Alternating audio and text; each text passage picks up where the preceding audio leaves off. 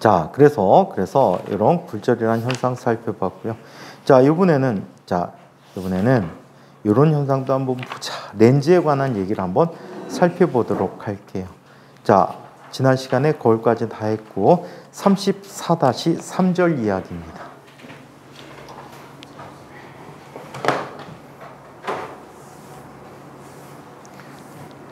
34-4절 이야기.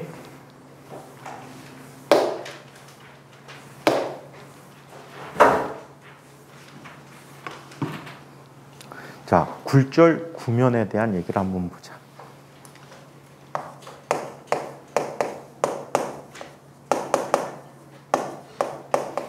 자, 렌즈의 공식을 두 가지 방식으로 증명해 줄 수 있거든.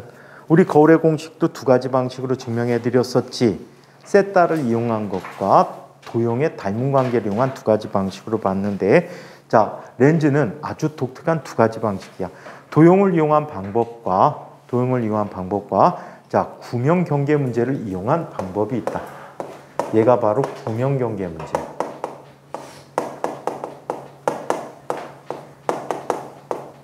이 구명 경계 문제도 학교에서 진도 나갔을 때 시험 문제 나올 확률 대단 높습니다. 엄청 높은 문제야. 자, 매우 복잡한 것 같지만 굉장히 단순하게 정리해 줄 수 있으니까 잘 보도록 합시다.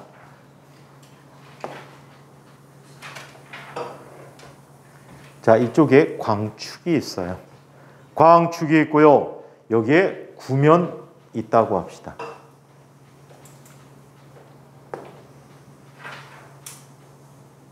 자, 구면이 있다라고 해. 자, 이때 각 영역의 굴절률은 이쪽이 N1이고 이쪽이 N2라고 합니다. 자, 얘는 곡률 중심이 있어. 곡률 중심이 있는데 이 곡률 중심에 반지름이 얼마가 된다라고 해? 라지 얼이라고 해보자. 자, 이 곡률 중심을 우리는 C라고 써줄게. 센터야, 센터.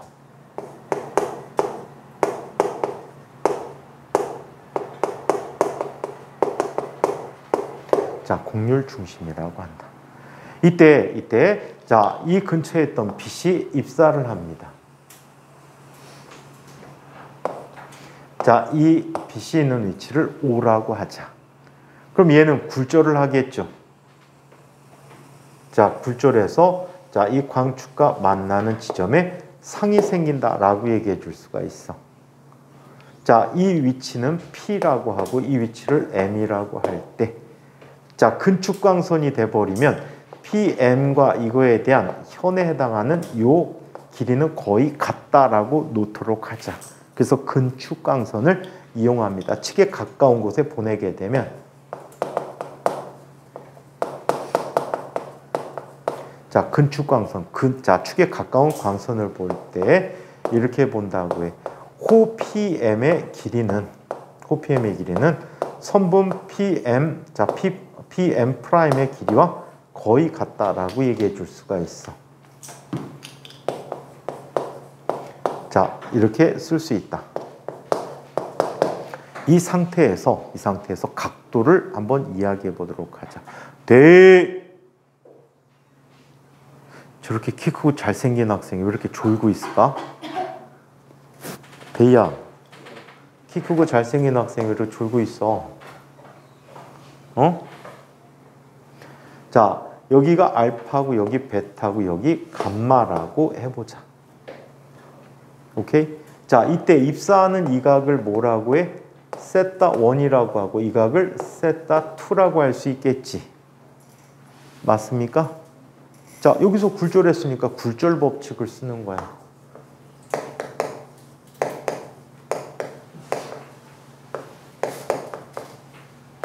자, 굴절 법칙에서 N1 곱하기 사인 세타 1은 N2 곱하기 사인 세타 2라고 쓸 수가 있죠. 이거는 한번 증명하는 거 집에서 쫙 한번 써보세요. 써보면 한 번만 써봐도 그냥 거의 기억이 나올 거야. 자, 그래서 이렇게 나타나게 되고 이때 세타가 무지무지 작은 조건 하에서 사인 세타는 작은각 근사에서 세타라고 쓸 수가 있대요. 그렇다면 얘는 n1 곱하기 세타 1은 n2 곱하기 세타 2라고 할 수 있어요. 그러면 여기에 삼각형 관계에서 n1 곱하기 세타 1이라는 녀석은 알파 플러스 베타가 되겠지. 자, 그 다음에 n2 곱하기 세타 2라고 하는 것은 베타 빼기 감마가 돼버립니다. 그렇죠? 베타 빼기 감마가 됐다. 따라서 얘를 베타끼리 묶어주고 정리해주면 n1 곱하기 알파 더하기 n2 곱하기 감마는 자 얘는 n2 마이너스 n1 곱하기 베타가 됐다라고 할 수가 있어요.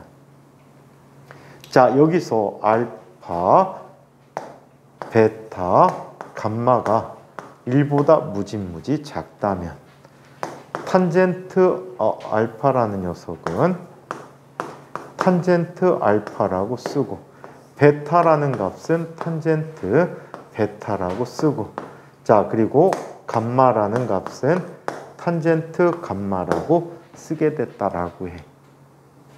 오케이? 거울에서 AB 썼어? PQ 썼어? PI 쓰셨어? PI 쓰셨어? 할리 될 것 같고 하셨구나. 자 그렇다면 이 거리를 P라고 하고 이 거리를 I라고 하자. 자 그렇다면 이 관계를 다시 써주면 얘는 n1 곱하기 탄젠트 알파 더하기 n2 곱하기 탄젠트 베타 감마 라는 값은 n2 마이너스 n1 곱하기 탄젠트 베타라고 쓸 수 있다. 여기에서 탄젠트 알파라는 녀석은 밑변분의 높이가 되겠지. 밑변분의 높이가 돼서 P분의 근사적으로 Pm'이라고 썼어. 더하기 N2 곱하기에는 I분의 Pm'이라고 썼어. 자, 이 값은 N2 N1 곱하기 자, 뭐가 됩니까? 라지 얼분의 Pm'이라고 나타내 줄 수 있다. 따라서 구명경계 문제 결과는 P분의 N1 더하기 I분의 N2라고 하는 값은 N2 N1 곱하기 얼분의 1이 되었다라고 합니다. 오케이? 자, 이 관계를 구명경계 관계라고 해줄 수가 있어. 보통은 여기까지 문제 정리하는 걸로 많이 내주셔. 자, 그러면 얘를 변형시켜서 렌즈 법칙을 한번 만들어 보죠. 자, 렌즈에 관한 공식을 한번 보죠. 얇은 렌즈 공식을 바로 만들어 보도록 하겠습니다. 자, 얇은 렌즈의 공식 34-4.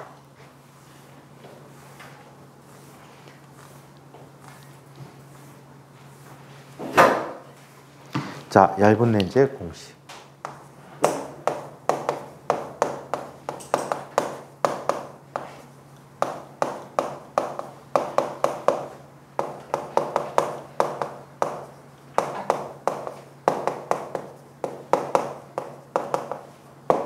자, 얇은 렌즈의 공식에 대해서 얘기해 보도록 할게. 자, 얘는 이런 특성을 갖게 됩니다. 광축이 있었어요.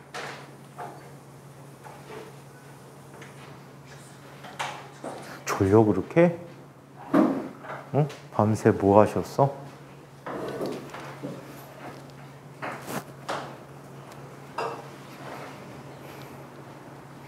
선생님이 요즘 수면의 질이 확 떨어져 갖고 많이 자도 되게 잔 것 같지 않은데.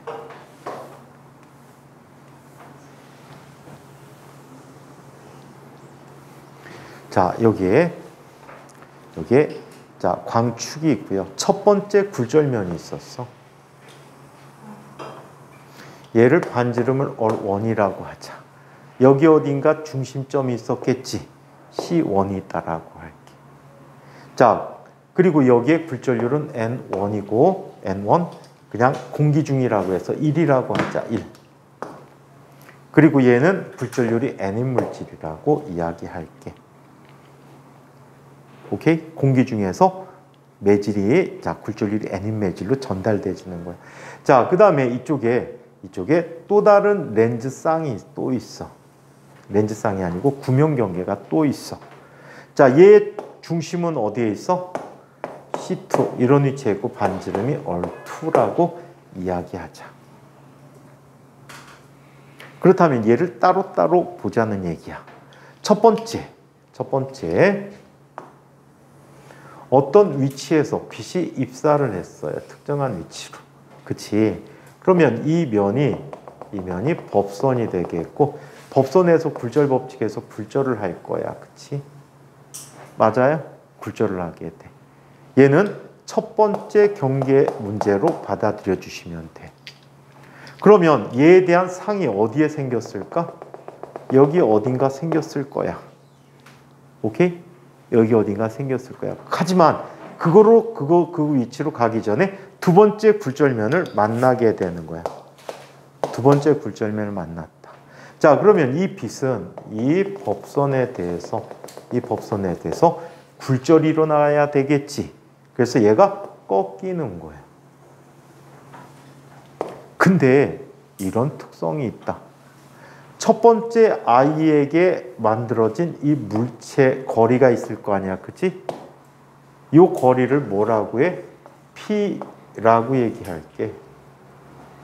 P라고 얘기했고 이때 이 위치로부터 생긴 이 상가제 거리가 I가 됐거든.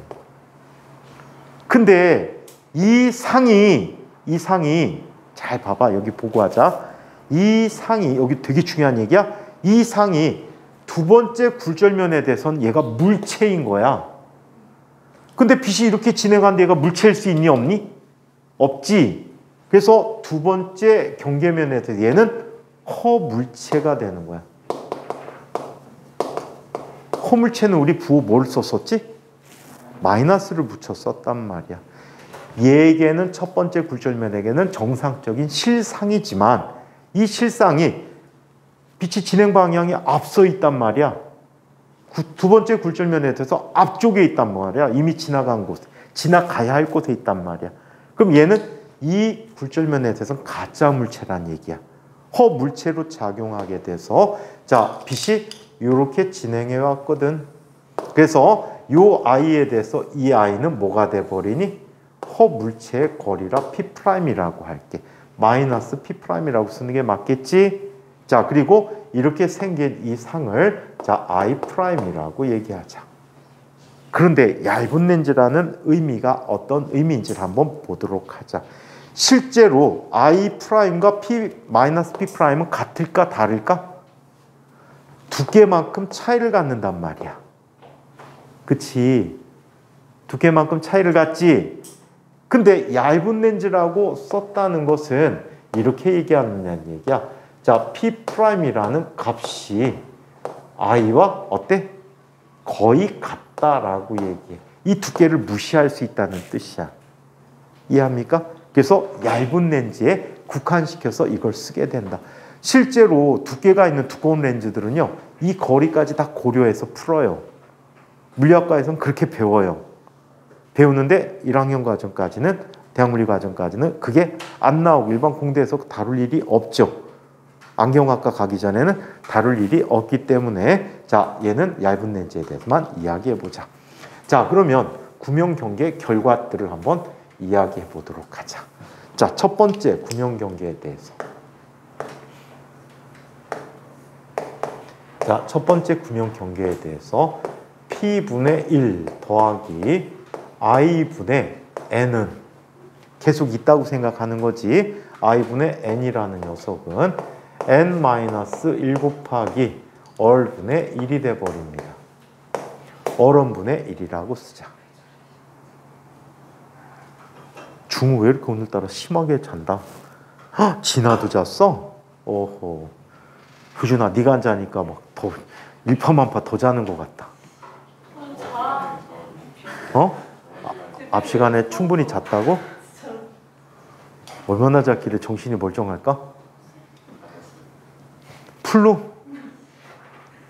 수학이었잖아. 앞에 아침 10시부터 아! 어젯밤에 뭐하고? 몇 시간 잤는데? 6시간? 와, 너무 조금 잤구나. 10시간은 자야 되는데. 자, 그러면 두 번째 굴절면에 대해서 살펴보자. 두 번째 굴절면식 그대로 써주면 이렇게 쓴단 말이야. P'분의 N인 위치에서 출발하는 거지. 굴절률이 있는 물질에서. 그치? P'분의 N이라는 값 더하기 I'분의 1이라는 값이 1-N 곱하기 all2분의 1이라고 쓰게 돼. 자, 이때 이런 관계를 갖는다라고 했어. P'분의 N이라는 값은 마이너스 I분의 N과 같다라고 얘기했지. 얇은 렌즈의 특성에 의해서. 오케이? 자, 이런 값이라고 얘기했어. 그렇다면 얘를 제외한 나머지 것의 음의 값이잖아. 그럼 뭐가 되니? P분의 1 빼기 N-1 곱하기 all 1분의 1이라고 쓸 수가 있겠지. 맞아요? 이 식을 이항시킨 거야. 보내주고 데리고 오면 요 값이 되니까. 자, 두 개를 짬뽕 해보도록 하자. 따라서 P분의 1 마이너스 N-1 곱하기 all 1분의 1이라는 값 더하기 I'분의 1이라는 값은 얘는 자 1-N 곱하기 all 2분의 1이라고 쓸 수 있대. 자, 이항시켜서 정리해주면 얘는 다음과 같아. P분의 1 더하기 I'분의 I'분의 1이라는 값은 N-1 곱하기 all 1분의 1 마이너스 all 2분의 1이라고 이야기했다. 나중에 I'은 그냥 I로 바꿔주게 돼. 자, 또 여기에 한 가지 더 식이 있어. 이거는 완전 실험식이라고 표현하는데 렌즈 제작자 공식이라는 게 있어.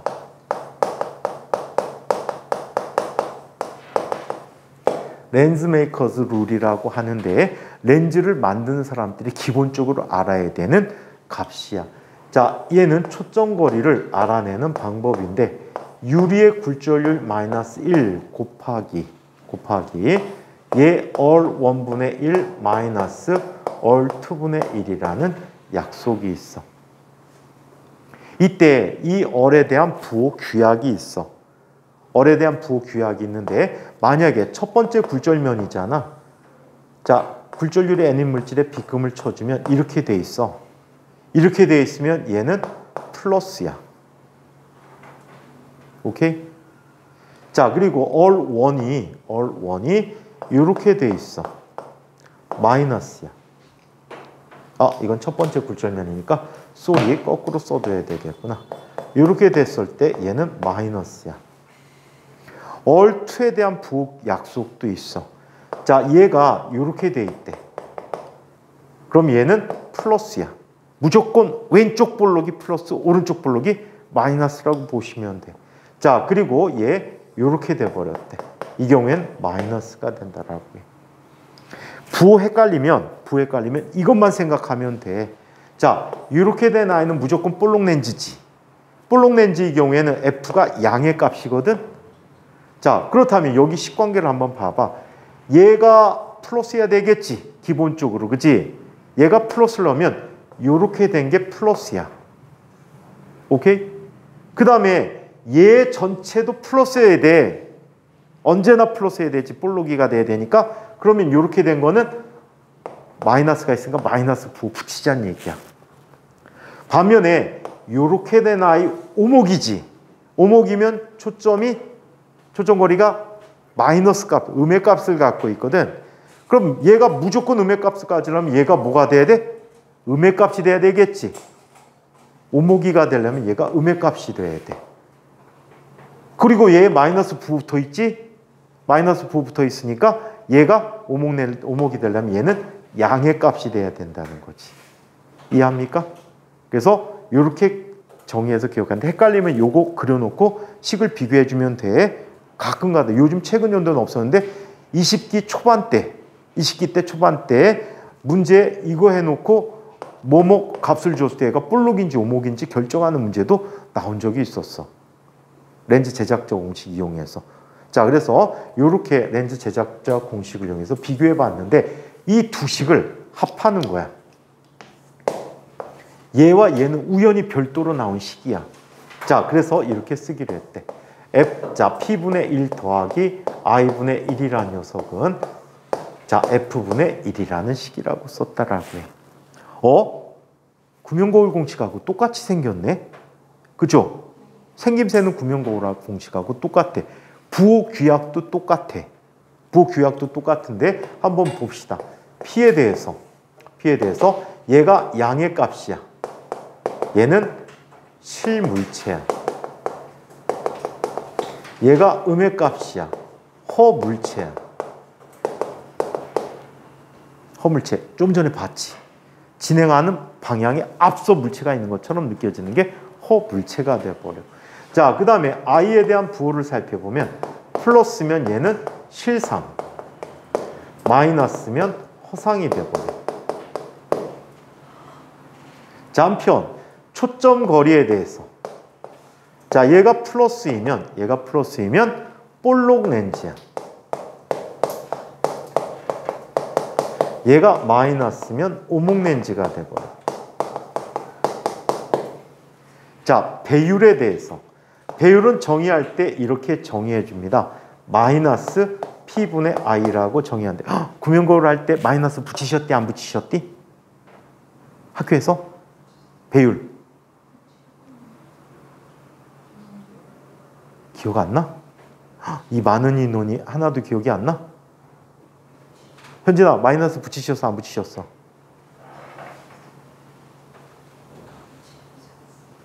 몰라? 기억 안 나? 한결아, 붙였니 안 붙였니? 안 붙였어? 확실해? 안 붙였어? 안 붙였으면은 안 붙인 걸로 부호 약속을 다시 바꿔줄게요. 학교 선생님 표현 따라달라고 했지? 붙여도 되고 안 붙여도 돼. 책에 따라 많이 다르단 말이야. 저자에 따라. 안 붙이면 P분의 I라고 했을 때 얘가 만약에 양의 값을 가지면 플러스 값을 가지면 얘는 돌입상이야. 얘가 마이너스 값을 가지면 적립상이 되는 거야. 아시겠어요? 그래서 이 부규약은 잘 기억해 두자. 이거 학교에서 선생님하고 처음 가르친 거하고 다르게 가르치셨네. 보통 일반 물리학은 마이너스 부호 붙여주고 요즘 하이탑들도 다 마이너스 붙여줘서 나오고 있거든. 그래서 마이너스 붙여도 되고 안 붙여도 되는데 이거는 그거에 따라 부호 규약이 달라지는데 학교 선생님의 표현을 따라달라고 얘기했습니다. 자, 그러면 잠시 쉬었다가 렌즈에 의한 얇은 렌즈에 의한 상의 작도를 한번 살펴보고 자, 그리고 렌즈에서 나타나는 또 다른 형태의 렌즈 공식을 한번 이야기해 보도록 할게요. 잠시 쉬었다가 진행하도록 합시다.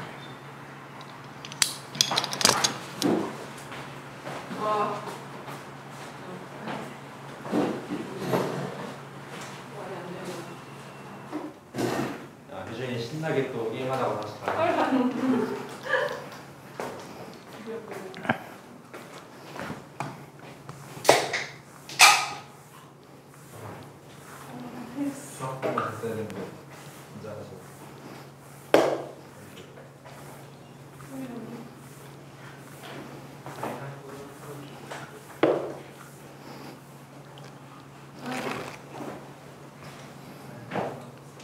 학생들 먹고 적당한 음식이 먹는 거야. 초콜릿 근데 나 한 번도 안 먹어.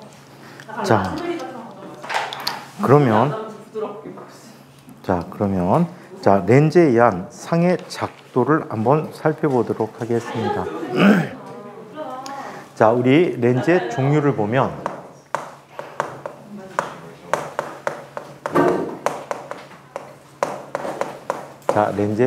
보면 두 종류의 렌즈가 있어. 볼록 렌즈라는 렌즈가 있지. 자, 볼록 렌즈는 가운데 부분이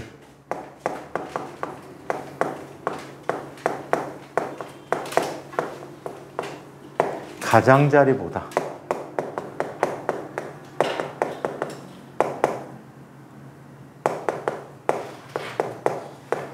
두꺼운 렌즈를 이야기한대. 자, 이것을 볼록 렌즈라고 해.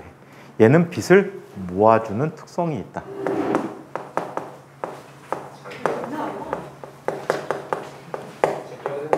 자, 얘를 그래서 뭐라고 표현하니? 자, 얘를 수렴 렌즈라고 이야기합니다.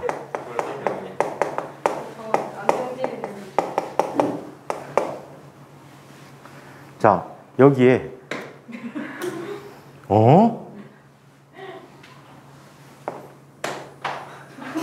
소심한 한기를 느껴.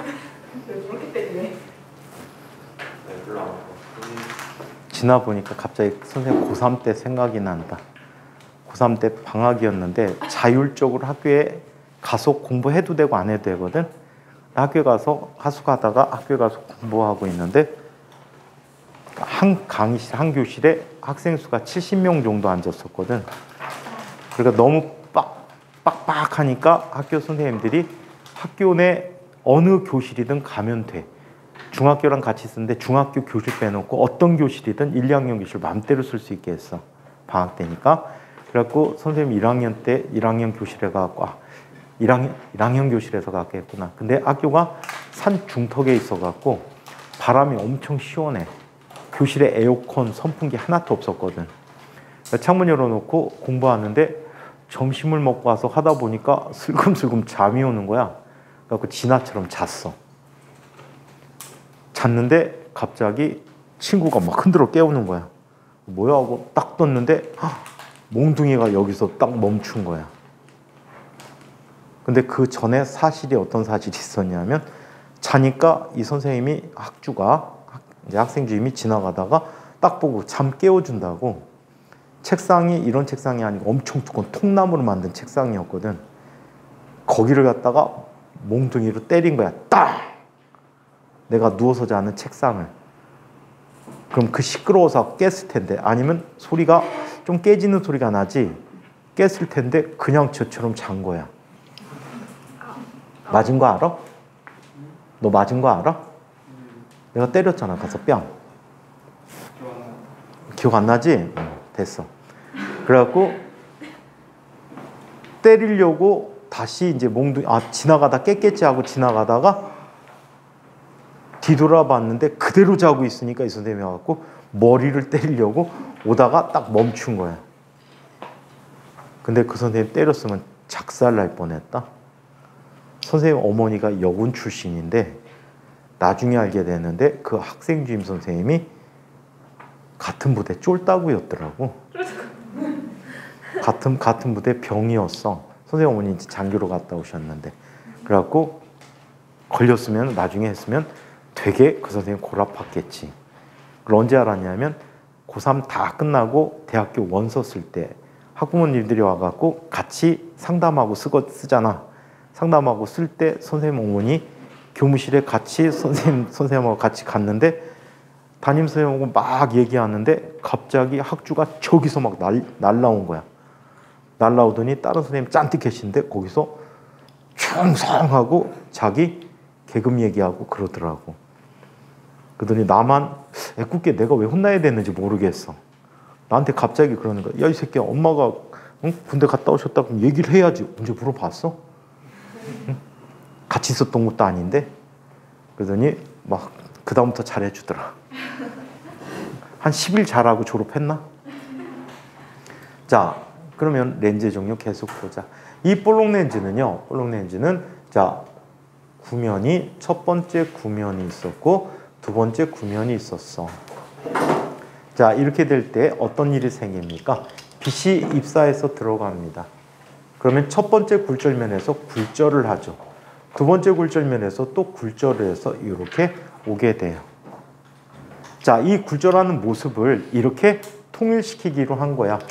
자, 렌즈의 중심 축에 대해서 살펴보면 얘는 빛이 쭉 오다가 자, 이 입사광선의 연장선과 굴절광선의 연장선이 만나는 곳에 렌즈의 중심 축이 있거든.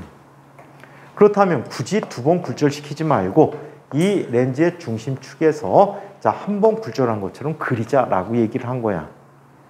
자, 또 다른 경로로 온 빛은 그래서 그 방식대로 그리면 자, 여기서 한 번 굴절해서 이렇게 자, 광축상에 모이는데 한 점에 모이는 이 점을 우리는 뭐라고 불러? F라고 하고 초점이라고 얘기합니다. 오케이? 그래서 빛을 모아주는 렌즈를 볼록 렌즈라고 한다. 자, 이 볼록 렌즈에 대해서 오목 렌즈는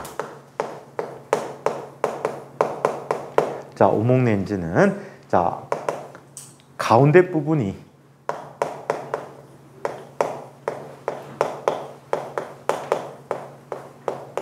가장자리보다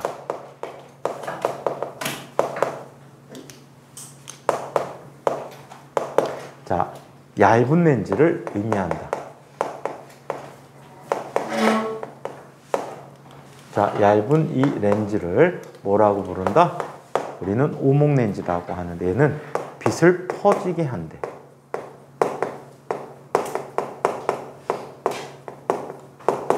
자, 빛을 퍼지게 한다라고 해요. 그래서 얘를 발산 렌즈라고 합니다. 발산 렌즈라고 한다. 자, 이쪽에 광축이 있어. 광축이 있어. 자, 이때 오목 렌즈가 있는데 자, 오목 렌즈 생김새가 가운데가 이렇게 짤록한 렌즈가 되는데 이때 빛이 입사를 하게 되면 얘도 똑같이 한 번 굴절로 취급을 해줄게. 자, 입사를 하게 되면 한 점에서 나온 것처럼 굴절을 해버립니다. 또 다른 경로로 들어온 빛도 마찬가지야. 자, 들어와서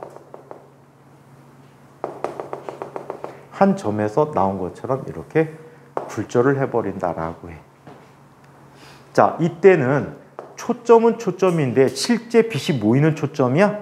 아니지. 그래서 얘를 F'이라고 하고 허초점이라고 이야기하게 됩니다. 허초점이라고 부르고 있다라고 해. 자, 그렇다면 이 렌즈에 의한 상의 작도 요령을 먼저 한번 살펴보도록 하자.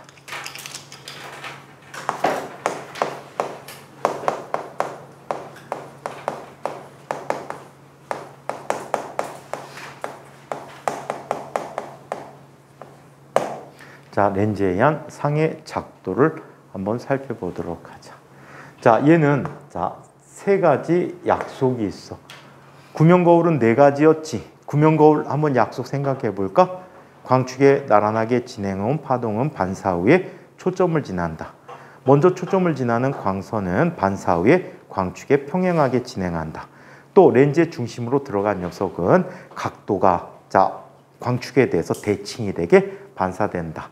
자, 그 다음에 렌즈의 구심, 즉, 자, 거울의 곡률 중심을 먼저 지나는 광선은 반사 후에 역진해서 똑같은 경로로 되돌아온다. 네 가지가 있었단 말이야. 렌즈는 세 가지야.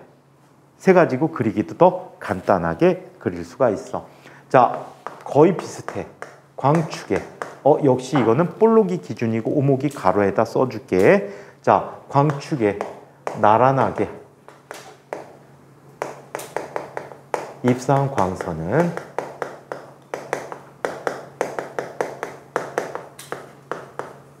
광축에 나란하게 입사한 광선은 자, 굴절 후에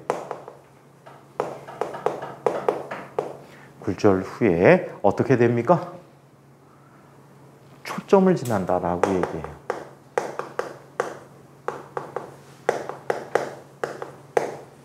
자, 초점을 지난다.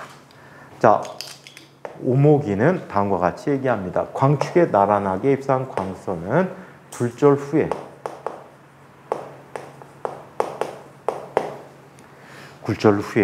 자, 어떻게 됩니까?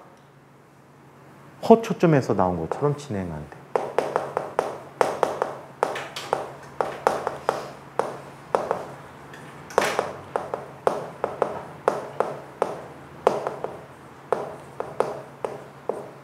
진행하게 된다. 너네 수학여행 에버랜드 가기로 했다며? 네? 아니야? 결정됐어요? 결정됐어요? 뭐 그런 때는 것 같은데? 제주도 못 가잖아. 요번에 흰난로 와갖고 뭐 초토화 돼갖고 니네 갈 때쯤 되면 막 복구 작업하고 있을 텐데.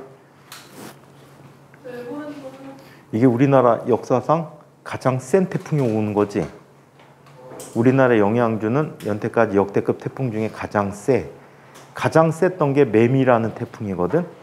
걔가 중심 기압이 950 헥토파스칼 정도였는데 지금 현재 얘가 940 헥토파스칼인데 지금 타이완 쪽에서 제주도 쪽 오면서 에너지를 엄청나게 먹기 시작해갖고 지금 제주도 지날 때쯤에 920 헥토파스칼 정도 될 것 같대. 그래갖고 순간 풍속이 60m/s 정도. 60m/s면 어느 정도냐면 설악산에 있는 흔들바위 떨어질 정도. 진짜 떨어지네. 60m/s면 설악산 흔들바위가 떨어질 정도래. 그쪽 안 가. 여기 안 가면? 우린 인천에 거의 안 올 건데. 인천 보니까 풍속이 최대 10m/s던데. 다음 주까지. 인천은 거의 비도 별로 안 오던데. 많이 와야 한 3일 동안 50mm. 왜 비 왔으면 좋겠어? 학교 안 가도 된다고?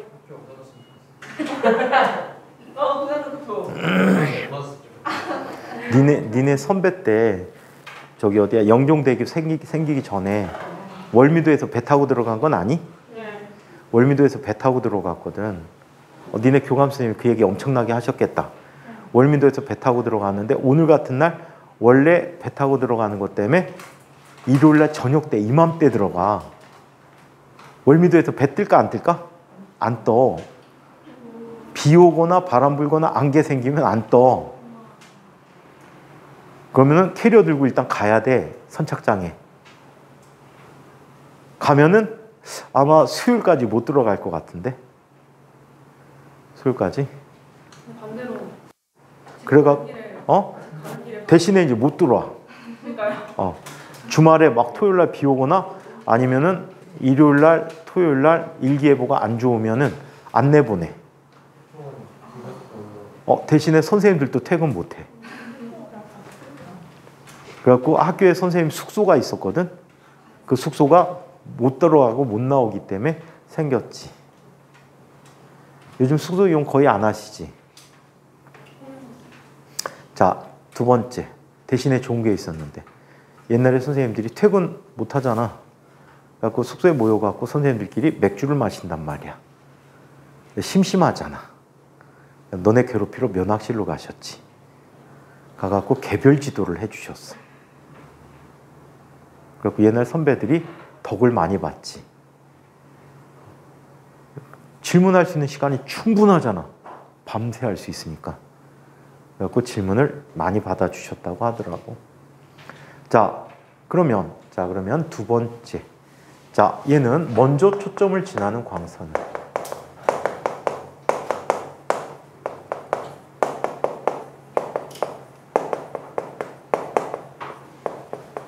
먼저 초점을 지나는 광선은 굴절 후에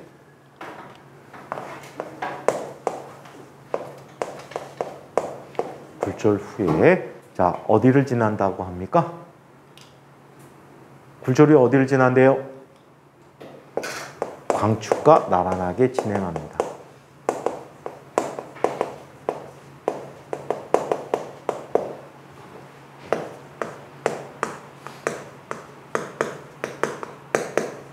자, 이렇게 진행을 한다고 합니다. 두 개는 광선 역진의 원리하고 똑같아. 오케이? 같은 경로로 되돌아가는 거하고 똑같이 설명해 줄 수가 있어.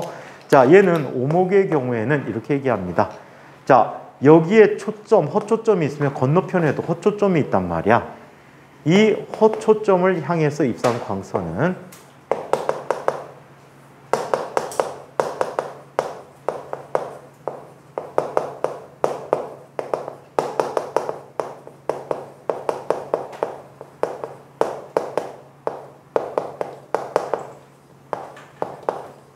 자, 허초점을 향해서 입사한 광선은 자, 굴절 후에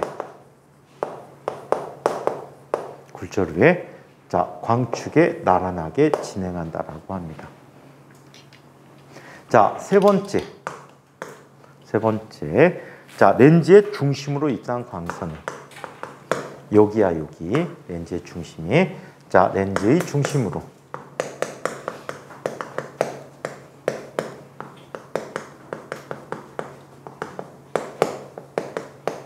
입사한 광선은 자, 계속 직진합니다. 굴절로 직진한다.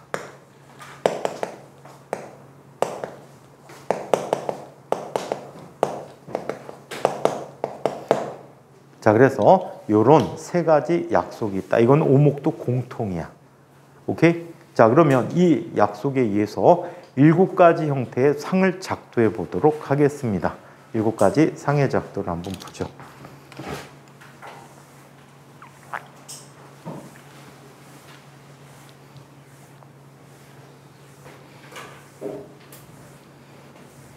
물리쌤하고 친한 사람 없니?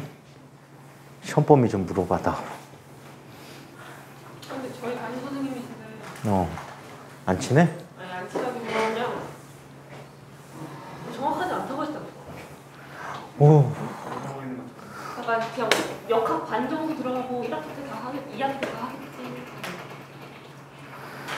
시험 보는 거 그런 될 수도 있고. 2학기 때 다 못하지. 아, 근데 2학기 때 1권 다 끝나는구나. 이건 다 끝나고 2학기 때 현대물리하고 모르겠어. 매년 조금씩 다르게 해갖고 지금 기하광학 한 거는 한 3년 사이에 처음이야. 진짜요?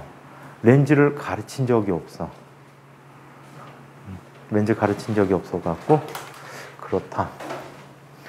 자, 그러면 계속 상의 작도를 한번 보자. 첫 번째 경우, 자, 물체의 위치가 무한대에 있을 경우를 한번 살펴보자. 무한대에 있는 경우를 이야기해보자. 이쪽에 광축이 있어요. 광축이 있고, 자, 여기 볼록이가 있는데, 볼록이는 기호 이렇게 쓰거나 또는 이렇게 써서 나타내주고 있어요. 얘는 볼록이야. 이거 그대로 쫓아가면 볼록 렌즈지. 그래서 얘를 볼록이. 오목이는 어떻게 쓰냐면 이렇게 써줘. 얘는 오목이야. 아시겠어요?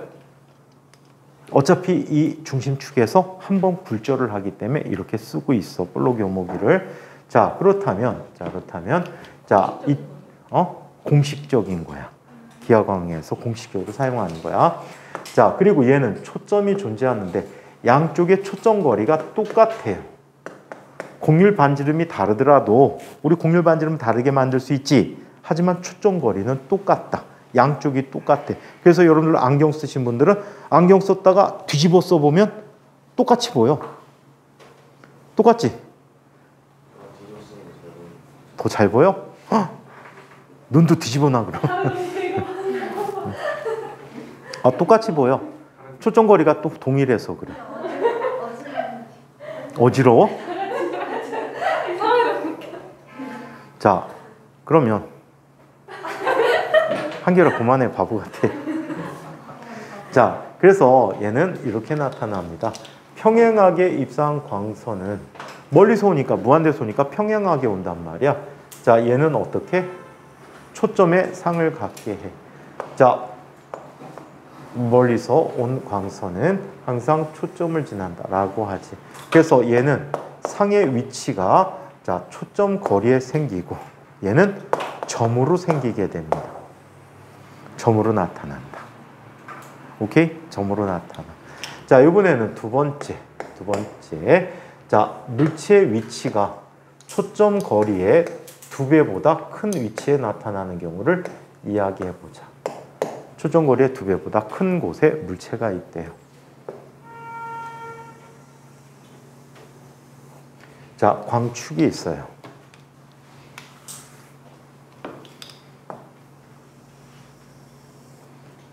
자, 이쪽에 볼록 렌즈가 있어요. 자, 여기 초점이 있고 초점보다 먼 쪽에 물체가 있다라고 하자. 물체가 있대요. 자, 이렇게 물체가 있었을 때 이 물체에 의한 상을 작도해 봅니다. 평행하게 입사한 광선은 자, 반드시 어디를 지난다고요? 초점을 지난다.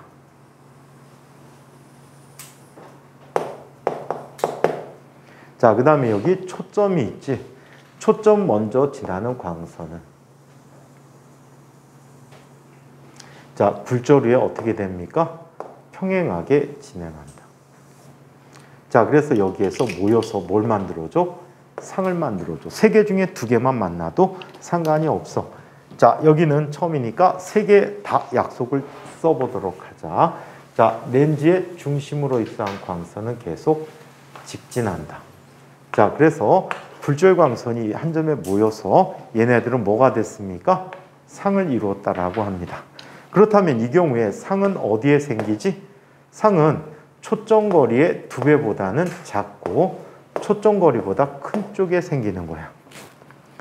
얘가 점점점 다가올수록 초점에서 점점점 멀어지는 상이 생기는 거예요. 자, 그래서 이렇게 나타났고 이번엔 세 번째.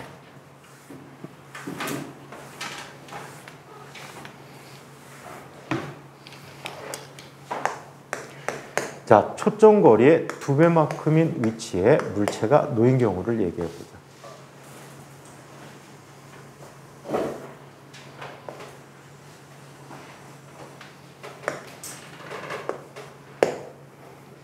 자, 초점이 있고 초점거리 2배의 물체가 있고. 자, 평행하게 입사한 광선은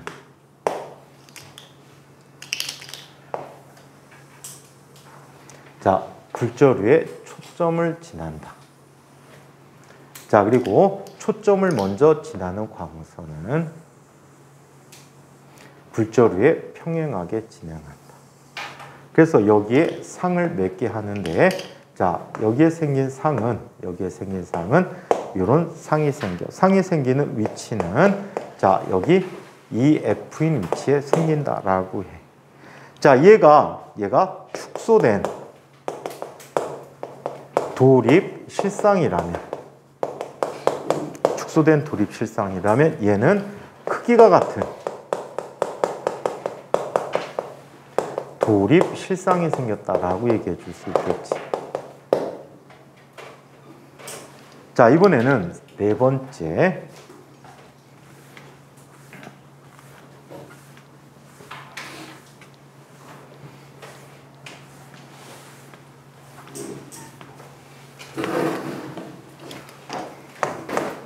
자, 물체가 자, 초점보다는 크고 자, 그리고 초점거리 2배보다는 작은 위치에 놓여 있는 경우를 이야기해 보자.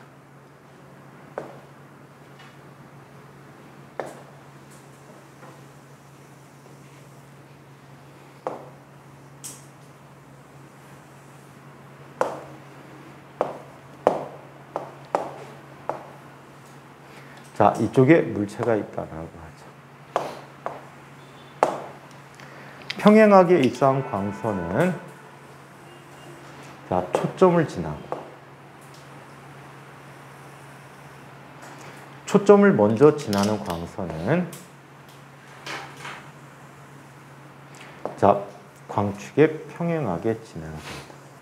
자, 그래서 자, 여기에 만나는 곳에 광축으로부터 자, 광축까지 수선을 내려주면 이게 상이 돼버린 거지. 자, 상은 어떤 위치에 생기지? 얘는 EF보다 큰 위치에 생기게 돼. 그리고 확대된 자, 도립 실상을 만들어줍니다. 확대된 도립 실상을 만들어준다. 자, 이번에는 다섯 번째. 물체가 초점에 위치하는 경우를 한번 이야기해 보자.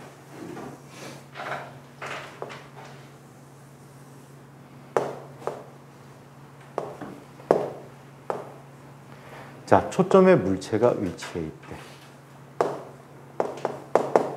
자, 평행하게 진행하는 광선은 초점을 지나겠지. 얘는 초점을 먼저 지날 수가 없네. 그래서 제3의 조건을 써보지. 자, 렌즈의 중심으로 들어가는 빛은 계속 직진을 하는데. 그러다 보니까 여기 나타난 두 삼각형이 합동이고. 자, 이 두 녀석은 서로 나란하겠지. 서로 나란하기 때문에 자, 물체가 어디에 있는 경우에 초점에 위치해 있는 경우에 상은 어디에 생긴다라고 해? 무한대인 곳에. 즉 얘는 상이 생기지 않는다.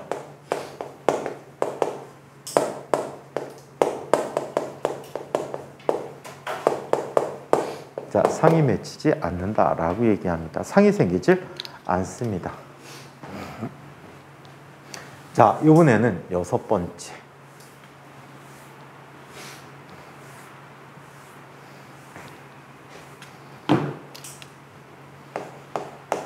자, 만약에 물체가 초점보다 가까운 곳에 존재한다라고 얘기하자. 물체가 초점보다 가까운 데 존재한다.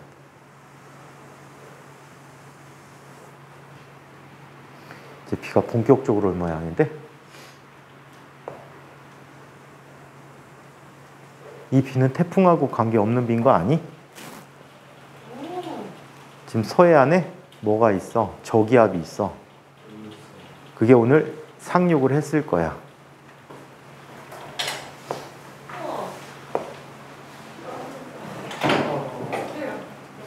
자, 좀 있으면 그칠 텐데 뭐.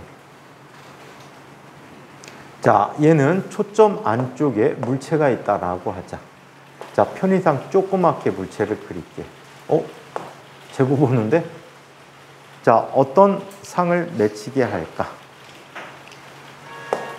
평행하게 입사한 광선은 자, 어디를 지납니까?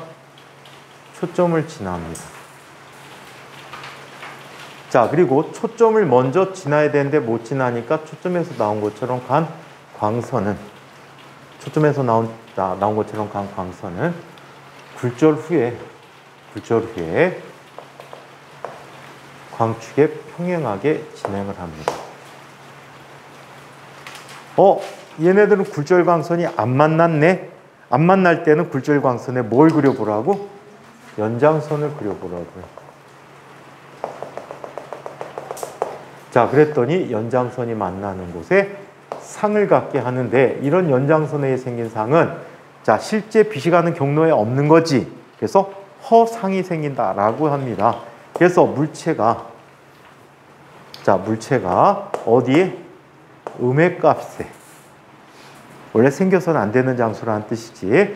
자, 얘는 확대된 정립 허상이 만들어졌다라고 합니다. 확대된 정립 허상이 생겼다. 이해해요? 자, 그래서 이렇게 6가지 볼로기와 7번째 오모기를 한번 살펴보도록 하자.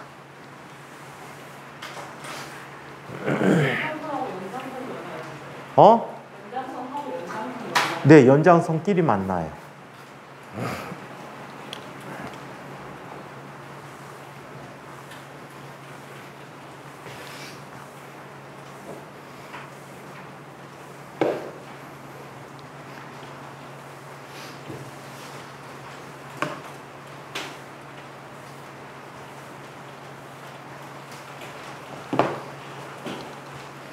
선생님 친구 한 녀석이 오늘 아침에 산에 올라갔던데. 진박 수양여행 언제 가요? 걔네? 뭐 한 달 뒤에 간다는데 못 가지. 가서 수해 복구 작업 해주러 가면 모를까. 못 가. 태풍이 하나 오고 끝나겠니? 한두 개 더 오겠지? 그러면 걔네들은 갈 수 있다고 생각하는 것 같아. 니네는 좀 포기한 것 같던데. 저희 수련회 가요. 에버랜드로. 그럼? 에버랜드. 그럼 혹시 강화도 학생 수련관 이쪽으로 가는 거야? 그건 진짜 아니에요. 강원도는 근데 수련회 가면 고생이지. 그냥 공부하는 게 난데. 수련회 가면 고생이지. 집 나가면 고생이야. 밥도 해 먹을 거 아니야. 근데 요즘은 안 그렇지 않나요? 수련회가 그런 분위기가 있거든요. 갈고 이런 게 아니고. 그 빨간부터 조교가 아니라 되게 하신 분들 유튜브인데 놀러가는 과학분들 막 풀막 갈고 있어요. 그럼. 안전한데 밟으면 니네 IBS 하면 어떡하려고. 120km인데. 고무보트. 강화 갯벌 가갖고 그거 하겠구만. 아니면 서산 가갖고 IBS 들었다 놨다 하면서 그거 하겠구만. IBS 머리에다 이고선 밥 먹는 거야. 누가 제일 고생하겠니? 데이가 고생하겠지. 진아는 개이득이네. 가만히 있어도 되네, 앉아서. 키 클 수 있는 기회를 잡는 거지. 근데 안 가는 게 최고 난데. 갔다 오면은 몸 피곤하지. 니네 선배 때는 한참 미국 서부 지역으로 갔잖아. 한 번 갔다 오면 공부 안 해갖고 미치는 줄 알았어. 얘네들이 수학여행 미국으로 갔다 오면 공부를 안 하는데 왜 안 하는지 아니? 한 녀석이 넋두리 하는 거야. 가만히 앉아갖고. 선생님, 라스베가스의 불빛이 아직도 눈에 어른거려요. 조명이 되게 멋있대요. 그래갖고 라스베가스의 밤거리가 아직도 눈에 아른거려요. 그래갖고 공부를 한 달 동안 안 하더라. 눈에 아른아른 한다고. 니네 진짜 별난 데 갔었구나. 20기 초반 때는 하와이 갔었지? 하와이 갔는데 하와이에서 꼭 짝꿍 맺어 갖고 온다 그래갖고 하와이 안 가고 미국 서부로 갔었지. 그 다음에 어디야? 동남아 쪽에도 여러 번 갔었을 거야. 동남아 쪽에도 갔었고. 왜 부러워? 돈 만들지 하는 것도 없어 가서. 자, 그러면 자 7번째 얘기를 한번 살펴볼게요. 자, 7번째. 자, 오목렌즈를 한번 살펴보자. 그리고 선생님 목소리보다 빗소리가 클 것 같아요. 말씀이. 나더러 목소리 크게 지르란 말이니? 자, 듣는 사람, 아니 오늘 안 온 사람은 안 듣잖아. 형사 안 들을 거고. 용재도 안 듣겠지? 무진이는 아마 피곤해서 안 볼 거야. 호성이는 절대 안 봐요. 뭐라고? 호성이는 절대 안 봐요. 그러니까. 호성이도 빠졌니? 호성이 어디 갔어? 대학교 갔는데 지금 어떻게 됐어요? 학교 갔으면 못 나오지. 인천대교 물에 잠겼대.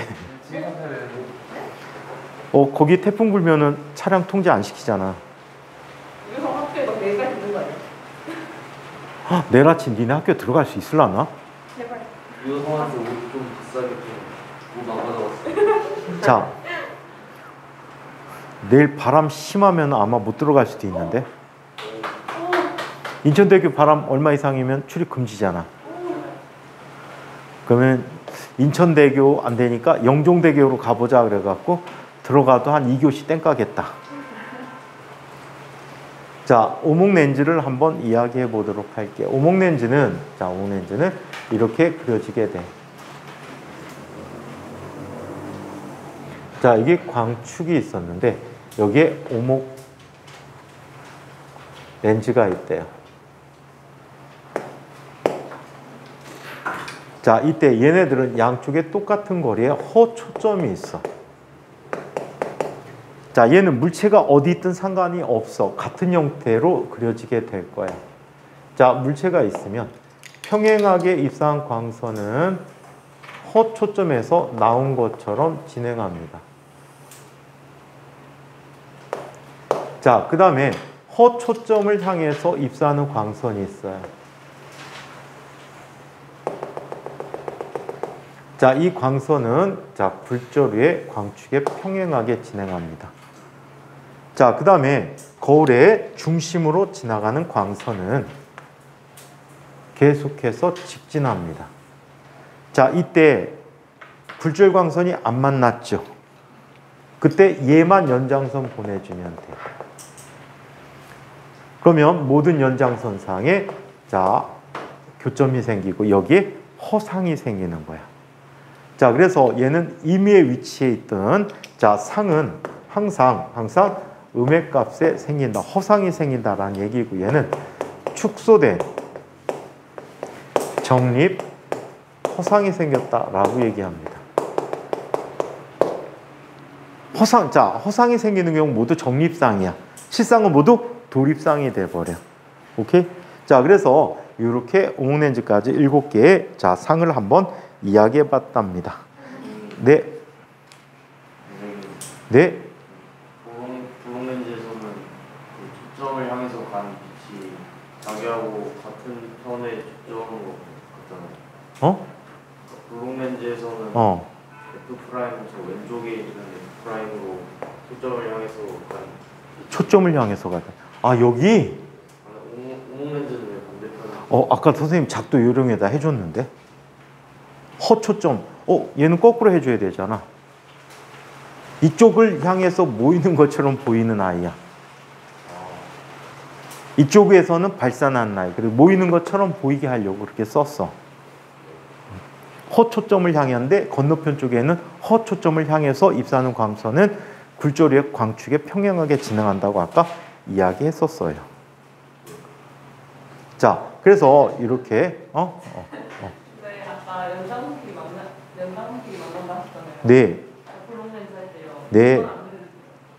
그건 안 그려주냐고? 이거는 안 그려주세요. 여기서는 연장선 뭐였잖아. 얘의 연장선, 얘의 연장선, 얘는 연장선이고 뭐고 똑같지. 그래서 한번 그려보면 이해가 될 거예요. 아까는 그냥 갔던 거는 아까는 그냥 말해. 그려줄게 새로 그러면. 여기서는요. 이거는 만난 걸로 아시잖아요. 만났는데? 이거요? 근데 아, 걔는 연장선이 아니잖아. 얘의 연장선. 굴절광선의 연장선이야. 얘는 출발하는 아이고. 굴절광선의 연장선을 표현하는 겁니다. 봐봐. 얘는 지금 여기서 연장선인데 굴절광선의 연장선이야. 그래서 그 교점에 자, 상이 생긴다라고 얘기하는 거지. 자, 그렇다면 이와 같은 원리를 이용해서 자, 뭘 살펴봅니까? 또 다른 방법으로 얇은 렌즈 공식을 알아보도록 할게요. 자, 얇은 렌즈 공식을 다른 방법으로 정리해 보기로 하겠습니다.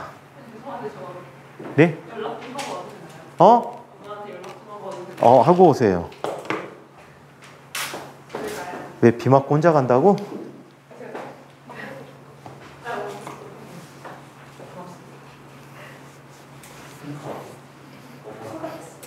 대희야, 현진이 한 대만 때려줄래? 왜 이렇게 시름시름 자?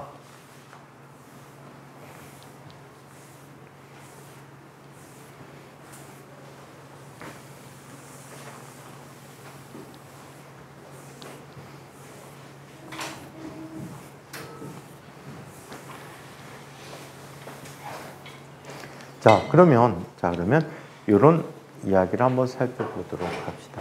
자, 다른 방법으로 얇은 렌즈 공식을 살펴보도록 할게요. 자, 이쪽에 광축이 있었고요.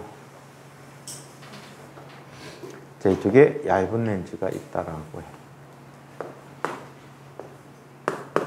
자, 초점거리 2배보다 먼 쪽에 물체가 있었어요. 자, 이 물체에 의한 상을 한번 작도를 해보도록 하자. 평행하게 입사한 광선은 굴절 위에 초점을 지난다. 자, 그리고 렌즈의 중심으로 입사한 광선은 계속해서 직진한다. 자, 그리고 초점을 먼저 지나는 광선은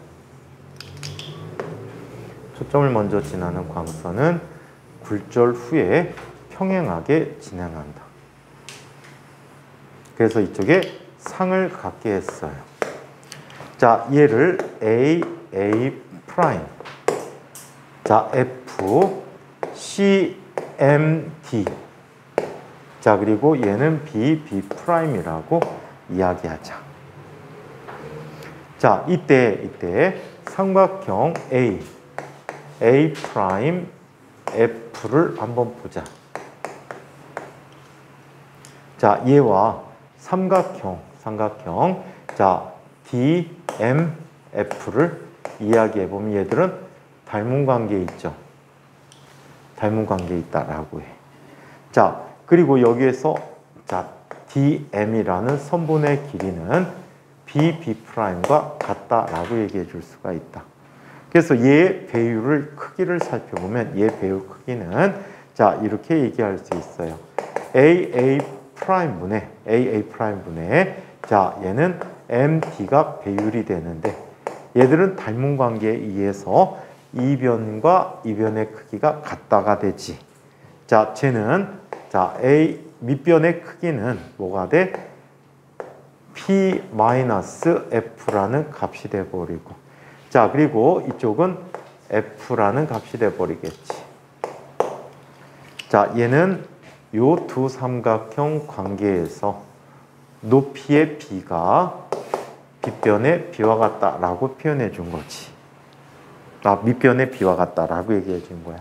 자, 이번에는 이걸 살펴보자. 삼각형 A'M과 자, 그리고 또 삼각형 B, B', 자, M을 한번 비교해 보자. 얘도 역시 닮은 관계야. 닮은 관계일 때 배율을 살펴보면 자, 얘는 배율이 다음과 같다. 선분 A, A'분의 B, B'이 돼 버리는데 이 배율은 밑변의 B와 같겠지. P분의 I가 된다라고 해. 자, 둘 다 같은 배율을 갖기 때문에 얘는 다음과 같이 바꿔 쓴다. P-F분의 F는 P분의 I라고 얘기할 수가 있지. 즉 얘는 PF라는 값은 PI-FI야. 자, 이항시켜오면 FI 더하기 PF라는 값은 PI가 돼버리는데 얘를 PIF로 나눠보도록 하자. 자, 그러면 얘는 뭐가 돼버립니까? P분의 1 더하기 I분의 1이라는 값이 F분의 1이다 라고 써주고 이게 얇은 렌즈의 공식이 된다라고 해. 그래서 아까 구명경계 증명이 좀 어렵지. 그래서 그렇게 하라는 분들도 계신데 간편하게는 이런 방법을 써서 증명해 줄 수도 있다라고 합니다.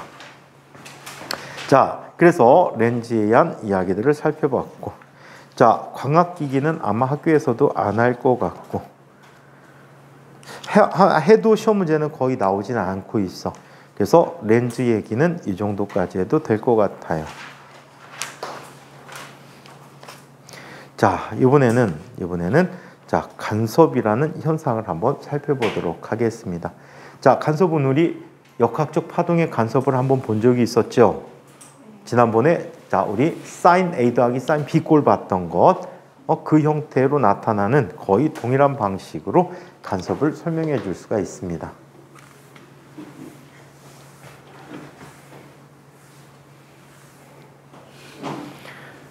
자, 빛의 간섭에 대한 현상을 보자. 지금부터 하는 부분은요, 여기까지를 우리는 기하광학이라고 해요. 기하광학 또는 광선광학이라고 하고 있거든. 지금부터는 파동광학이라고 하는 부분이야.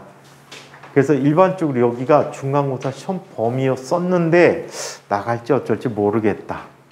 나갈 수 있을지 어쩔지 모르겠어요. 자, 그러면 책의 35장 얘기입니다.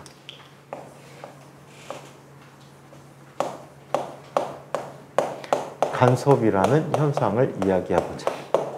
자, 간섭은 우리 역학적 파동과 똑같이 서로 다른 두 파동이 같은 장소, 같은 시간에서 중첩하여 만드는 것을 간섭이 된다라고 얘기해. 그래서 파동의 진폭이 증가할 수도 있고 파동의 진폭이 감소할 수도 있고, 증가하는 경우를 우리는 보강간섭, 자, 감소하는 경우를 뭐라고 불러? 뭐라고 불러요? 상쇄 간섭이라고 이야기해주고 있다고 합니다. 자, 그러면 빛의 파동 현상을 이야기해보자.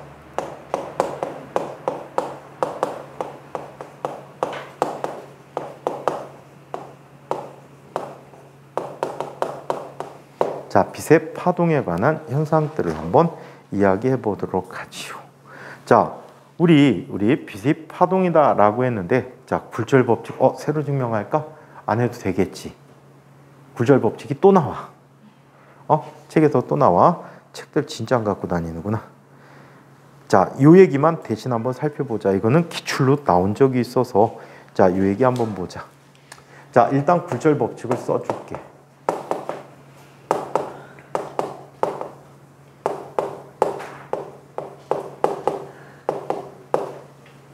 자, 굴절 법칙 또는 스넬 법칙이라는 부분이 있는데 서로 다른 매질의 경계에서 n1 곱하기 사인 세타 1, 사인 세타 1은 입사 각이 되겠고 자, 얘는 n2 곱하기 사인 세타 2 굴절각이다 라고 얘기해 줄 수 있고 자, 스넬 법칙이라고 불리는 식은 이렇게 얘기하지. n1, 2는 n1분의 n2가 돼버리고 얘는 사인 세타 2분의 사인 세타 1 자, 이 값은 v2분의 v1 이 값은 람다 2분의 람다 1이라고 쓰는 식이 된다. 그래서 굴절률만 제외한 나머지 것들이 같은 쪽의 첨자를 갖고 있다. 굴절률만 반대다라고 기억해 두시면 될 것 같아요. 자, 한편 파장과 굴절률 얘기를 한번 살펴보도록 하겠습니다.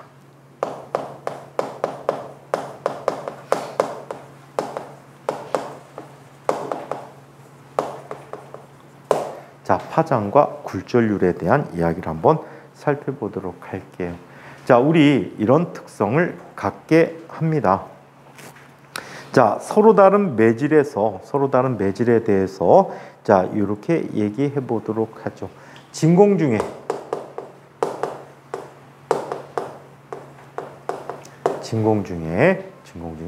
자, 빛의 속력을 뭐라고 부르지? C라고 이야기하고 있어요. C야. 오케이?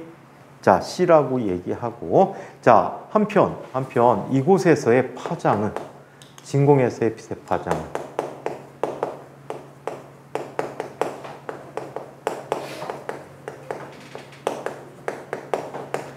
자, 진공에서의 빛의 파장은 람다 제로라고 하자. 람다 제로라고 할게. 자, 그러면 매질 속에서의 빛의 속력은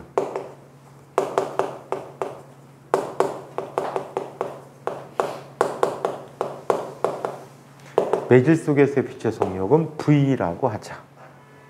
매질 속에서 빛의 속력은 V고 자, 그리고 매질 속에서의 빛의 파장은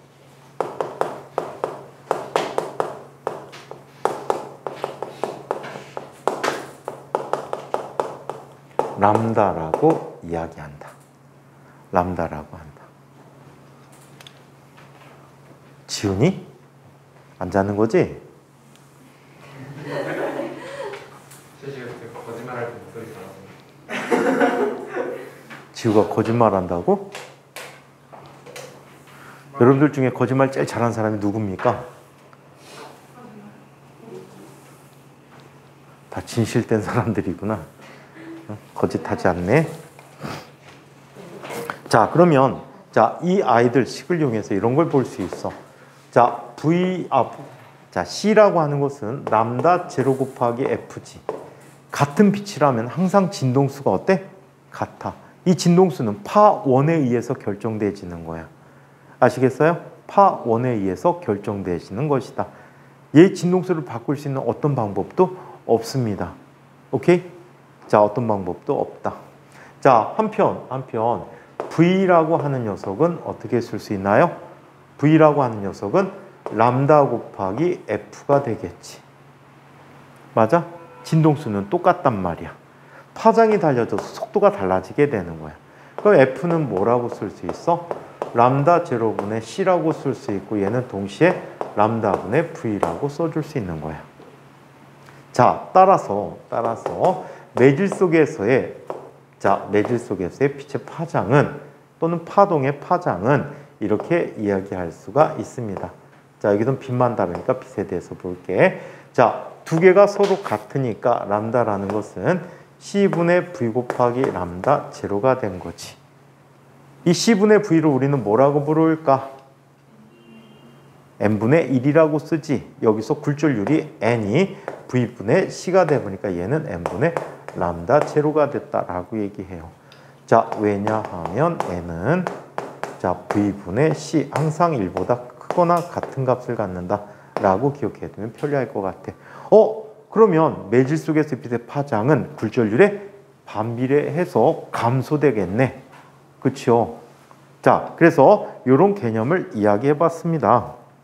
자, 그렇다면 이 얘기를 한번 살펴보도록 하자. 진동성 언제나 일정하다 했는데, 자, 여기에 서로 다른 매질이 있어.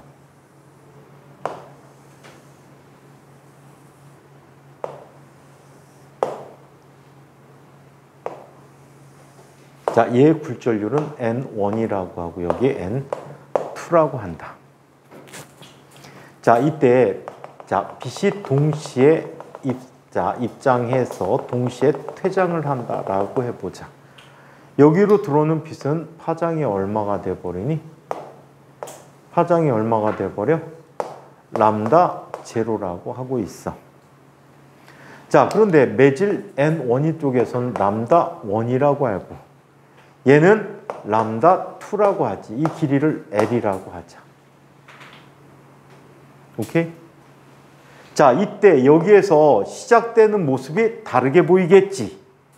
우연히 같을 수도 있지만 다르게 보이게 되면 이쪽에서 어떤 경로 차이를 느끼게 된다라고 해. 빛에 대한 경로 차이. 오케이? 이거를 가장 쉽게 계산하는 것은 파장이 몇 개가 있느냐. 그 차이를 갖고 계산해 줄 수 있을 것 같아.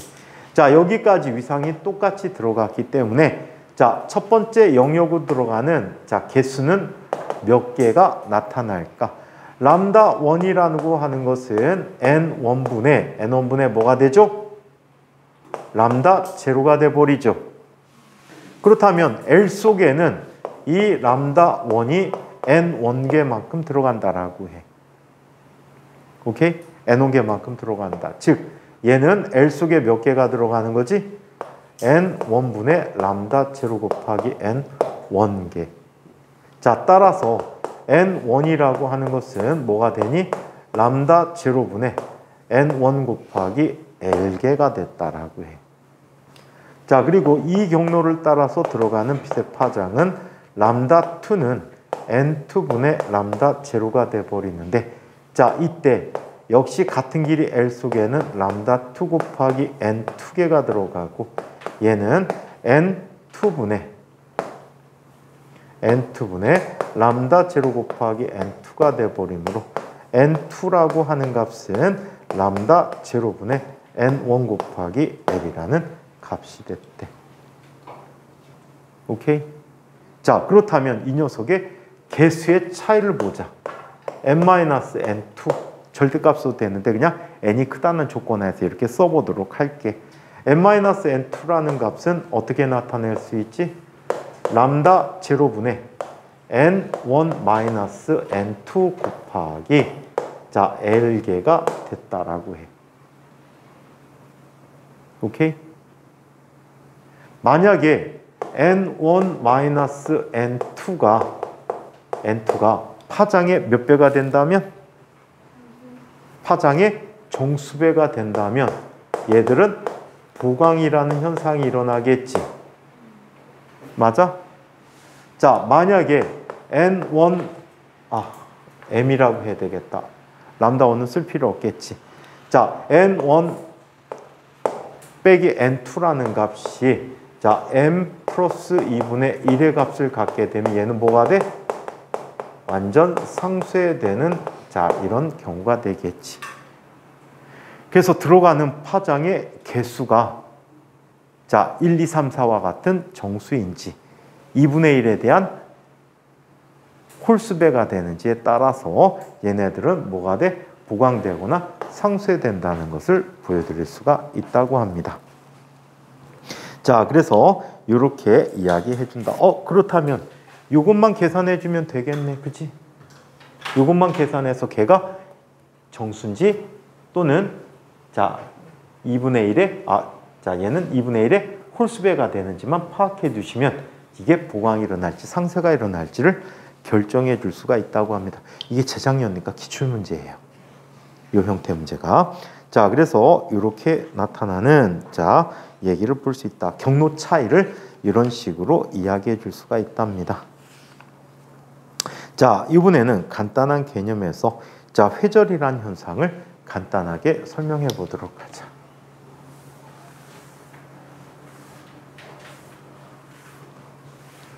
회절.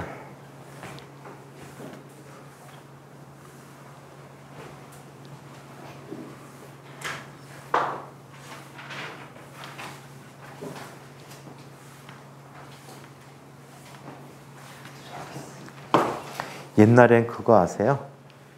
태풍의 이름을 여자 이름으로 줬다? 왠지 아니? 사람들한테 피해 주지 말고 온순하게 지나가 달라고. 그래서 옛날에는 이 아시아 지역, 동부아시아, 동아시아 지역을 일기를 담당했던 애들이 미국 애들이야.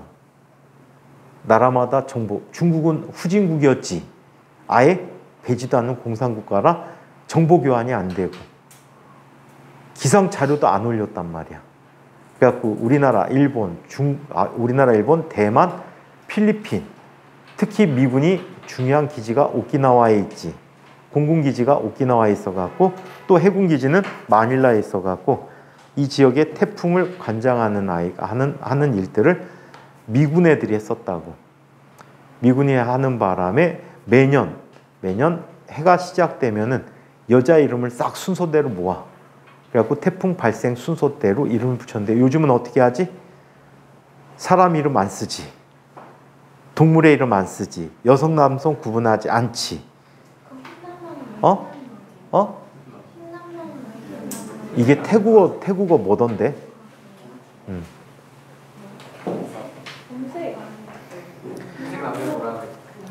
자, 그러면 뭐 개나리 뭐 이런 거 들어가지. 그래갖고 요즘 라오스에서 대충한 태풍이 있는 그러니까 뭐래 이 뜻이? 돌, 가시, 새싹. 돌? 돌, 가시, 새싹. 새싹? 근데 이게 국립공원 이름인데 그렇대요. 국립공원 이름이래요. 새싹? 네. 돌, 가시, 새싹. 돌, 가시? 그러니까 그걸 합친 단어인데 그게 어떤 거대한 자연동물을 가진 습지인데 습지를 가지고 있는 국립공원의 이름이 흰남노래요. 그래서 야, 근데 뜻이 무섭다. 돌도 박살내버리고 가시처럼 찌를 거고, 응? 그 다음에 새싹 밟아 죽이려고? 되게 무서운 태풍인 것 같아. 자, 회절에 대해서 이야기해보자.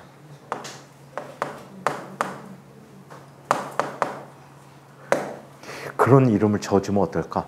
뭐 천년의 복수 해갖고 일본으로 들어가는 거야. 일본으로. 자, 외구 격파 해갖고. 자, 회절을, 그리고 한국 사람이 아무도 뜻을 가르쳐주면 안 돼. 외구 격파. 자, 그러면 회절이란 현상을 살펴보자. 회절은 파동이 장애물의 뒷부분까지 전달되는 현상이야.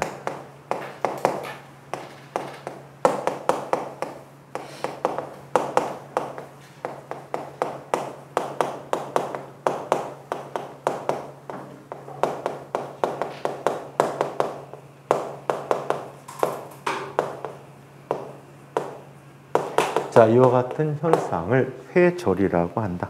그래서 회절이 자, 이름이 장애물을 애둘러 싸고 나타난 현상이다 그랬고 순수한 우리말로 애돌이라고 이름을 붙였었어. 그래서 얘 선생님 기억에는 얘 6판 정도까지 애돌이로 나왔어. 그래갖고 사람들이 뜻이 더 어렵잖아, 애돌이. 그래갖고 이거를 애돌이란 표현을 안 쓰고 도로 회절로 바꿔버렸어. 와, 힘들 참 여러 개 용어들 다양하게 썼다. 슬림힘 뭔지 알 거야? 슬림힘은 마찰력. 혹시 캥기밈이 뭔지 아니? 캥기밈이 장력이야. 땡겨서 캥긴다 그래갖고 캥김힘. 이런 식으로 우리가 잘 사용하지 않는 말을 너무 많이 쓰다 보니까 물리학이 더 어려워졌지. 응? 그러다가 내용도 요즘 이상한 걸 갖다 넣으면서 학생들이 물리 선택 안 하지. 물리 선택이 가장 과학 과목 네 가지 중에 가장 최소야. 그래갖고 실제로 재작년인가 전국에 있는 공대가 있는 대학 총장 또는 학장들이 모여가지고 성토 대회 했잖아. 국가에 건의서 냈어. 학생들이 물리를 하나도 안 배우고 들어와갖고 대학교에서 공학 강의하기가 힘들다. 그래갖고 성토 대회 해갖고 그걸 교육부에다 올린 것 같아. 청원 낸 것 같아. 근데 우리나라는 학생들이 오래하면 전반적으로 안 가르치지. 일반 고등학교는 마찰력도 안 배운다. 탄성력도 안 배워. 안 배워. 피엔 접합 다이오드 이런 거 배워. 그래갖고 물리가 물리스럽지 못한 모습이 돼버렸지. 자, 그러면 회절이 어떻게 일어나는지 그 현상을 한번 살펴보도록 할게. 자, 회절이 일어나는 관계를 한번 봅니다. 여기 수면파 발생 장치가 있어요. 자, 수면파 발생 장치가 있고. 한결이 벌써 짐 싸는 거야?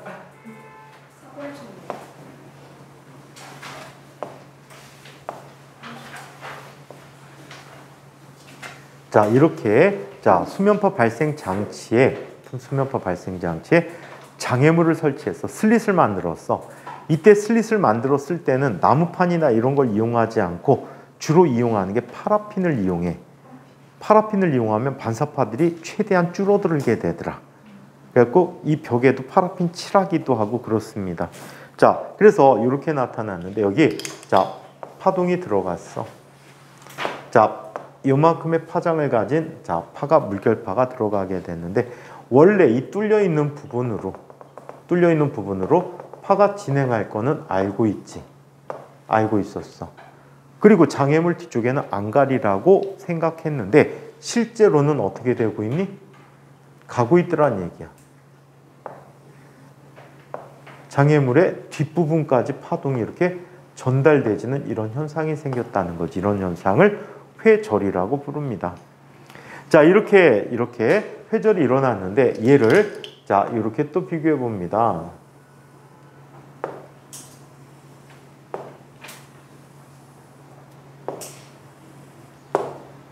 자, 이번에는 슬릿 간격을 굉장히 좁게 만들어 봤어요.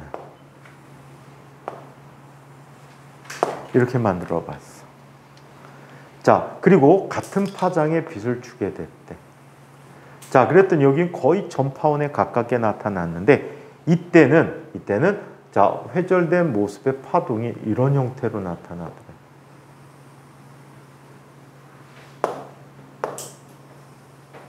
자, 이런 형태로 나타나더래. 회절이 굉장히 잘 된 거지. 얘들은 거의 구면파에 가깝게 회절을 하게 된대. 그래서 우리는 다음과 같이 얘기합니다. 슬릿에 틈이 참 어폐가 있지. 슬릿도 틈이란 뜻이야. 슬릿의 틈이 작을수록 회절이 잘 일어난다.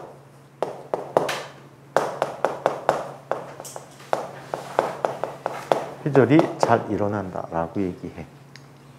자, 이번에는 요것도 한번 보자.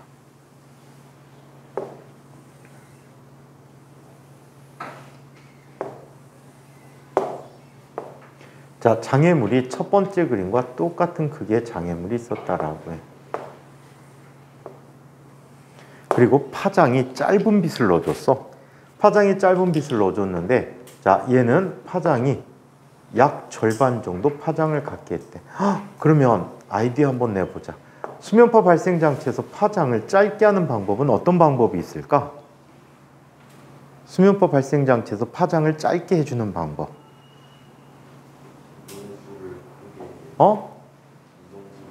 진동수를 크게?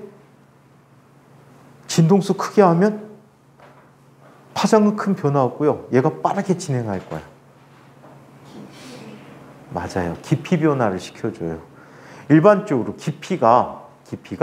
깊이의 제곱근이 파동에 파장에 영향을 주게 돼. 그래서 만약에 깊이가 4배가 돼버리면 파장이 2배로 변해버려. 오케이? 자, 그래서 깊이를 조절해주는 방법이야. 물을 덜 채워도 되고 또는 밑에다가 두꺼운 유리판을 깔아도 되고. 자, 그래서 이렇게 파장을 짧게 했더니 원래 진행하던 방향대로, 자, 방향대로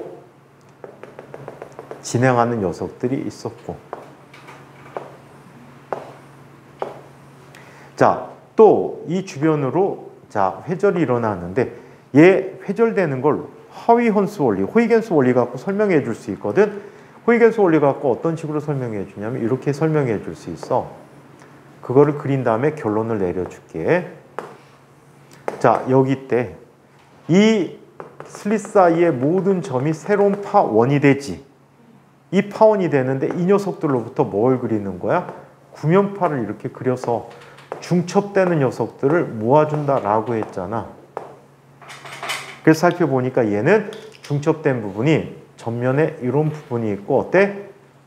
가장자리 부분에 이런 부분이 있었던 거야. 오케이? 자, 그 다음에 이 녀석들이 새로운 점 파원이 돼서 자, 제2의 파면을 형성하게 돼.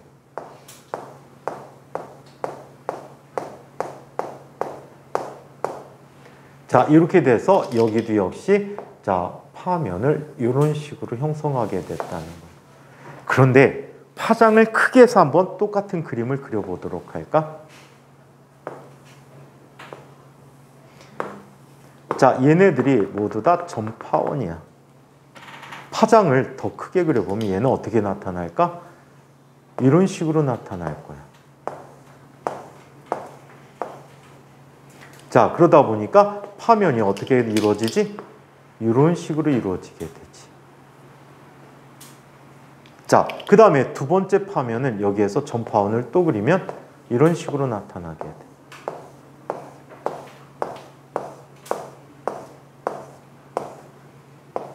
자, 이런 식으로 돼.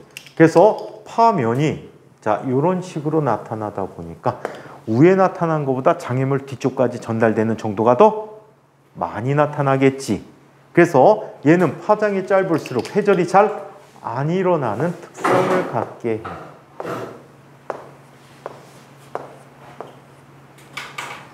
자, 그래서 파장이 짧을수록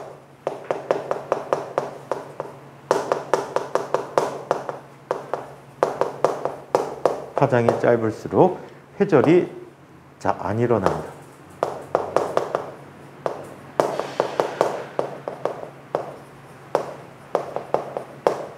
파장이 짧을수록 회절이 잘 안 일어난다라는 특성을 갖고 있다라고 합니다.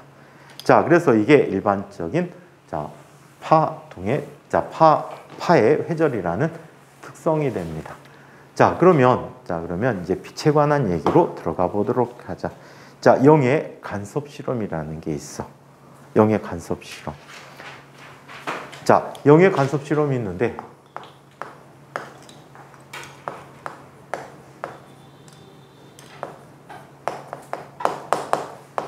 자, 정확히는 영의 이중 슬릿에 의한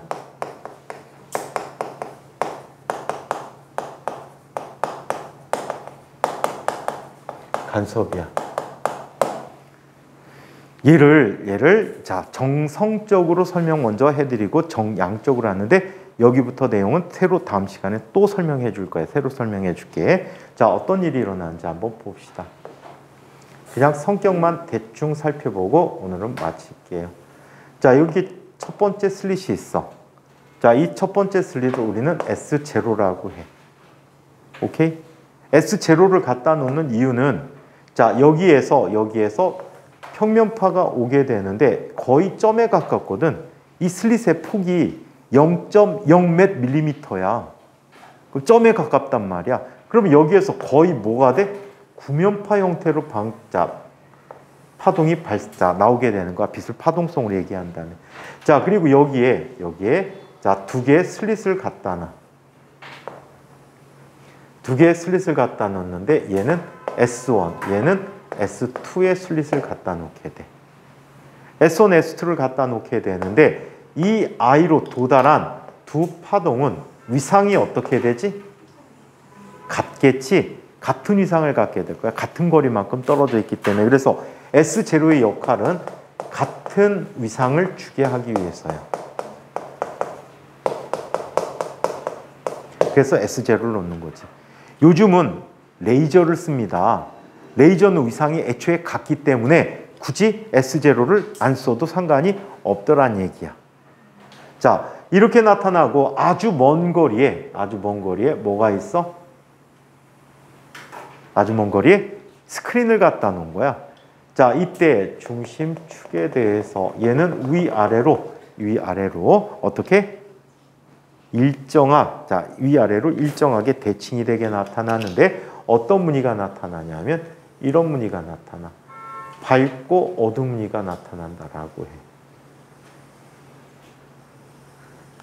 밝고 어두운 무늬가 균일한 쐐기로 나타난다라고 해.